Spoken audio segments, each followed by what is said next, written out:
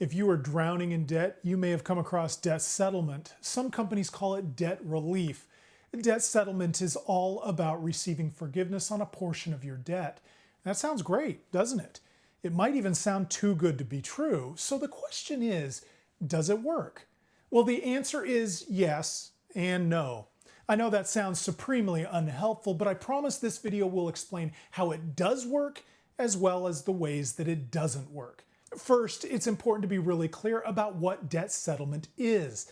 Debt settlement is a process where you stop paying all of your monthly debt payments. Obviously, that means that you will fall behind and your creditors will start to bug you for payment.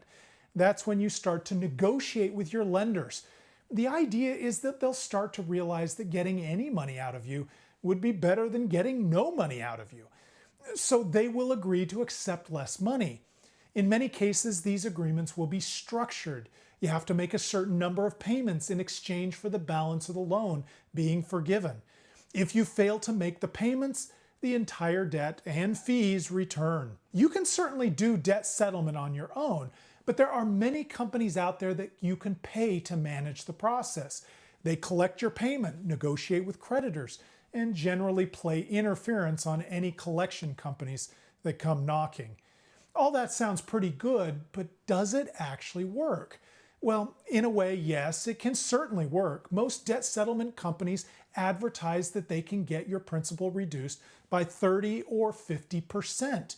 If you are looking at a pile of debt, the thought that that pile could be nearly cut in half might feel like magic. Most people who embark on debt settlement definitely see what they owe go down. So in that sense, debt settlement absolutely works. Of course, you aren't just saving money on the principal alone. During the process, you aren't paying interest that you owe either. The lender will try to get all the interest and fees that you owe them. But if they are reducing the principal, then you are saving at least that much on the interest as well. And you might be saving a lot more than that. You pay less principal and less interest. Sounds pretty good. But as you can probably sense, it is much more complicated than that. For many individual cases, debt settlement does not work that simply. And there are several reasons why.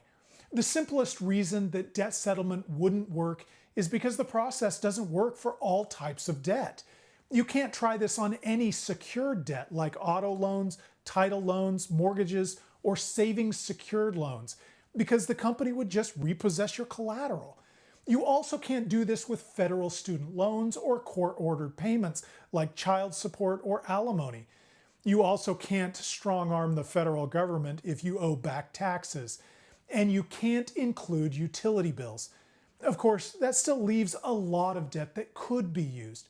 A good rule of thumb is that you can only enroll unsecured debt like credit card debt, personal loans, and medical bills. Of course, that's most of the debt that plagues people in their day-to-day lives. So carving a chunk of that debt off could be what you need.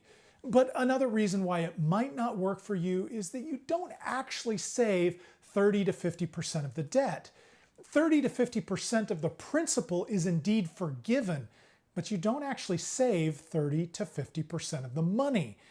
Debt settlement companies charge a percentage of the total enrolled debt, regardless of how successful they are in negotiating your principal. Their fees are usually between 20 and 25%. So if 30% of the debt is forgiven and the fee they charge you is 20%, you only saved 10%. And that's the kind of advanced math you can expect from us here at the Yukon project. But the debt settlement fee isn't all you have to contend with. Some debt settlement companies have a monthly account management fee or other fees that can further erode what you save. And when the whole process is done, you'll get hit with taxes.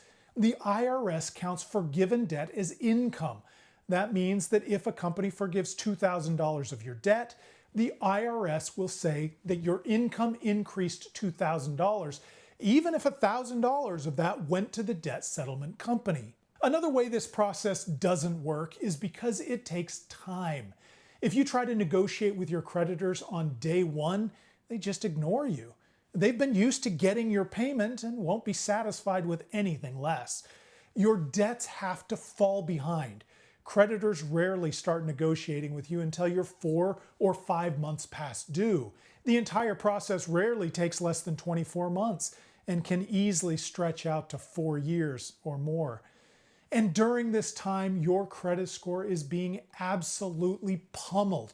Your score will drop below 500 and may even drop into the 300s.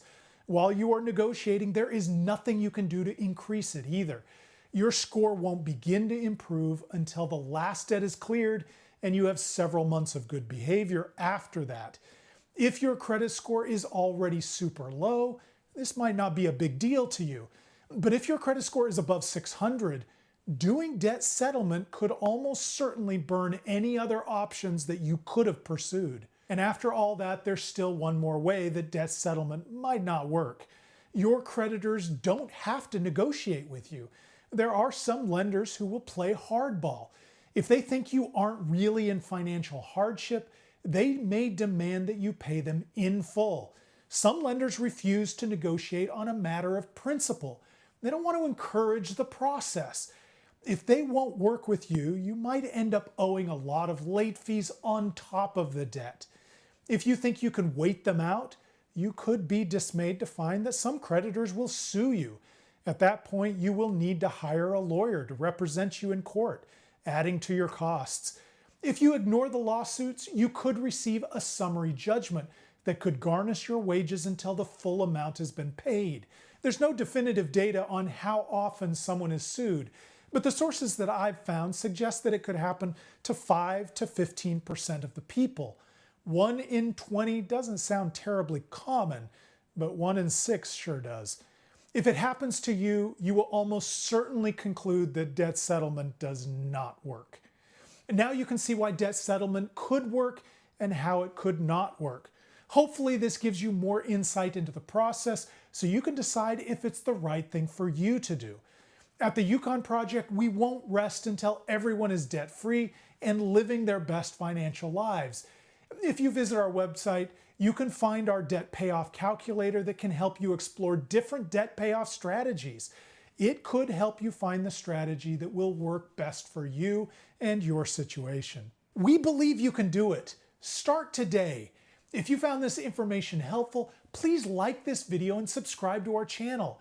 It helps to make it easier for others to find this content. It really helps us out, and we appreciate it. Thanks for watching.